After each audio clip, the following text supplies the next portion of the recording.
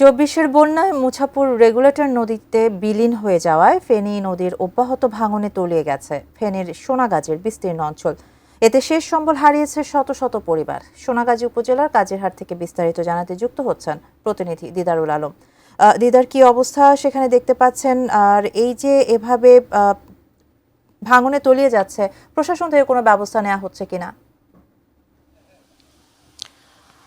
শাহান, আপনি আসলে যেমনটি বলছিলেন যে 2024 সালের অগাস্টে যে বন্যা হয়, সে বন্যায় কিন্তু নোয়াখালীর যে মুছাপুর যে রেগুলেটর ছিল, সেই রেগুলেটরটি ভেঙে যাওয়ার কারণে কিন্তু জোয়ারের পানি ঢুকে প্রতিনিয়তই কিন্তু সোনাগাজীর যে বিস্তীর্ণ অঞ্চলের প্রায় শত শত পরিবার এই মুহূর্তে নদী ভাঙনে বিলীন হয়ে গিয়েছে এবং প্রতিনিয়তই কিন্তু আসলে নদী ভাঙছে এবং ভাঙার কারণে নদী পাড়ে যাদের বসবাস, তাদের বসবাসস্থল ভেঙে যাচ্ছে।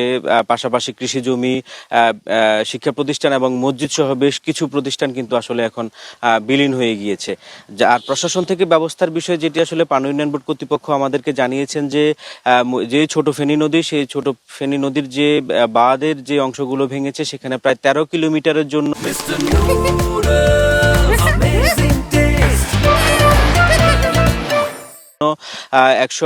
155 কোটি টাকার একটি বাজেট তারা আসলে পেশ করেছেন এবং সেখানে যদি এটি অনুমোদন হয়, সেখানে আসলে তারা বাঁধের কাজ করবেন বলে আমাদেরকে জানিয়েছেন। তবে এখানকার স্থানীয় যারা বলছেন যে আসলে মুছাপুর রেগুলেটর যতদিন পর্যন্ত নির্মাণ হবে না, ততদিন পর্যন্ত, মানে মূলত ছোট ফেনী নদীতে যদি সমুদ্রের যে জোয়ারের পানি সেটি যদি না প্রবেশ করে, তাহলে আসলে এখানকার ভাঙন রোধ হবে বলে তারা আমাদেরকে বলছেন। কারণ হচ্ছে, যখন সমুদ্রের জোয়ারের পানি ঢোকা বন্ধ হবে, তখনই কিন্তু আসলে এখানকার যে ভাঙন সেটি আসলে বন্ধ হবে বলে আমাদেরকে জানিয়েছেন। জি শাহানা।